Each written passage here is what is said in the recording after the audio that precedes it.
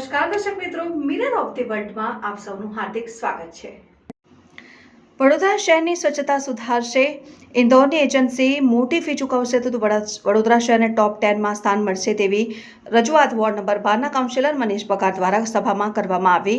વડોદરા મહાનગરપાલિકામાં સામાન્ય સભા મળી હતી, જેમાં સત્તાધારી પક્ષના કાઉન્સિલર અને વિરોધ પક્ષના નેતાઓ દ્વારા વિવિધ પ્રશ્નો પર મેયર અને કમિશનર સમક્ષ પ્રશ્નો કરવામાં આવ્યા હતા, જેમાં વર્ષ 2023ના સ્વચ્છતા સર્વેક્ષણમાં વડોદરા પાલિકાનો 33મો ક્રમાંક આવ્યો। સ્વચ્છતા સર્વેક્ષણના પ્રશ્નને લઈને ભાજપના કાઉન્સિલર મનીષ પગારે વધુમાં જણાવ્યું કે વડોદરા શહેરમાં પાલિકા દ્વારા સ્વચ્છતા પાછળ કરોડો રૂપિયાનો ખર્ચ કરવા છતાં પણ વડોદરા શહેરનો સ્વચ્છતા સર્વેક્ષણમાં ક્રમાંક ન આવે તે શરમજનક બાબત ગણાય। દરેક વોર્ડમાં ઇનામી યોજના રાખવામાં આવે તો વડોદરા શહેર સ્વચ્છતા સર્વેક્ષણમાં 1 થી 10 નંબરમાં આવવા માટે કોઈ રોકી શકે તેમ નથી, પરંતુ યોગ્ય આયોજનના અભાવે વડોદરા શહેરનો સ્વચ્છતા સર્વેક્ષણમાં ક્રમાંક પાછળ ધકેલાઈ રહ્યો છે અને વડોદરા કોર્પોરેશને વડોદરા શહેરને સ્વચ્છતા સર્વેક્ષણમાં અગ્રતા ક્રમ આપવા માટે રૂપિયા 1.16 કરોડ ખર્ચીને કન્સલ્ટન્ટ નીમવાની ફરજ પડી રહી છે, જે નાના વેળાફર સિવાય બીજું કશું થતું નથી। હું આ બાબતે સહમત નથી તેવી રજૂઆત વોર્ડ નંબર 12 ના કાઉન્સિલર મનીષ પગારે દ્વારા સભામાં મેયર અને કમિશનર સમક્ષ કરવામાં આવી હતી। અત્યારે મામલો સમાચાર માધ્યમથી પેપર કટિંગના માધ્યમથી મારી પાસે આવ્યો હતો કે આપણે કોઈ ઇન્દોરની કંપનીને 1 કરોડ 16 લાખ રૂપિયામાં કન્સલ્ટન્સી સ્વચ્છતા માટે આપી છે, તો મેં એ જ વિરોધ કર્યો અને મેં એની સાથે એ પણ પૂછ્યું કે શું આપણે આ એજન્સીને કામ આપ્યું છે, એમને કોઈ આપણને એશ્યોરન્સ આપ્યો છે કે આપણને 33મા ક્રમાંક પરથી 1 થી 10માં લઈ જશે। બીજું કે એની સાથે સાથે ઇન્દોરની એજન્સી છે, તો આપણી અને ઇન્દોરની બરોબરી ન થાય। આપણું શહેર છે, આપણું શહેર આપણું પોતાનું શહેર છે। આ શહેરને સ્વચ્છ રાખવાની જવાબદારી આપણી પોતાની છે। આપણી પાસે આટલા સફાઈ કર્મચારીઓની સ્ટ્રેન્થ છે, આટલા બધા અધિકારીશ્રીઓ છે, અને આટલા પૈસા આપ્યા પછી પણ જો એજન્સી આપણને એશ્યોરન્સ ન આપતી હોય તો આવી એજન્સીઓને કામ ન આપવું જોઈએ। તમે એવું કહેવા માંગો છો કે આપણા અધિકારીઓ છે, એટલો લાખો રૂપિયાનો પગાર લે છે, એમની પાસે એવી કોઈ સ્કિલ જ નથી કે વડોદરા શહેરને સ્વચ્છ કરી શકે, તો એજન્સીને બોલાવવી પડે। આપણો જે 33મા નંબર ગયો છે એ શું બતાવે છે?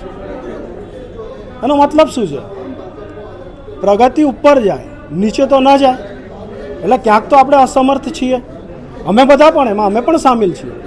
અધિકારીઓનો એકલાનો વાંક નથી, એમાં અમે લોકો ચૂંટાયેલી પાકના સભ્યો પણ સામેલ છીએ કે આ કેમ નથી થતું। એજન્સી વગર ઉદ્ધાર છે, તમને લાગે છે? એજન્સી વગર ઉદ્ધાર છે એવું લાગે છે? 100% કેમ ન થાય? આટલી સ્ટ્રેન્થ, આટલી મશીનરી, એજન્સી આવીને શું કરશે? આપણે જ ડીવાયએમસીને કહેશે, આપણા એમસીને કહેશે, આપણા સફાઈ કર્મચારીને કહેશે આ કરો, જે આપણે જ કરીએ છીએ। એ કહેશે શું, નવું શું કરશે? મારે અમને એ જ પૂછવું છે કે શું નવું કરવા માંગે છે?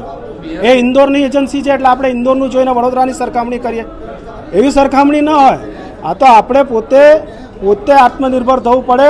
આપણી સ્ટ્રેન્થ, આપણી મશીનરી આટલી બધી હોય તો શહેરને સ્વચ્છ રાખવાની જવાબદારી આપણી પોતાની થઈ જાય। મેયર, કમિશનર, ચેરમેન જેવા આટલા હોશિયાર લોકો જો સભામાં બેસતા હોય, એ લોકો જ આવી દરખાસ્તો લાવે અને પાસ કરે, તો એ શું દરખાસ્તો લાવે, પાસ કરે? મારું તો ધ્યાન પડ્યું એટલે મેં ધ્યાન દોર્યું છે, અને મને લોકોએ ચૂંટીને મોકલે છે। મારી નૈતિક ફરજ છે કે જ્યાં પણ મારા શહેરની સારી વાત હોય કે મારા વિસ્તારની સારી વાત હોય તો મારે રજૂઆત કરવી જોઈએ। તમારા ચેરમેન તો કાઢતા નથી, તમે કીધું તો કે ક્યાં તમારી વાત એ તો કહે છે ને કે એજન્સી આવશે, મતલબ શું? તો પછી તમારી રજૂઆતનો મતલબ શું રહ્યો? મારી એક કાઉન્સિલર તરીકેની રજૂઆત કરી છે, હવે બાકીનો નિર્ણય એમને લેવાના છે। ચેરમેન છે, મેયરશ્રી છે, ડેપ્યુટી મેયર છે, બધા લેવાના નિર્ણય। એમને જો મારી વાત સાચી લાગતી હશે તો એમાં કંઈક આત્મચિંતન કરશે, મંથન કરશે, નહીં કરશે તો 33 પરથી 43 પર જઈશું। એનાથી મોટો તો કોઈ ફરક પડવાનો નથી।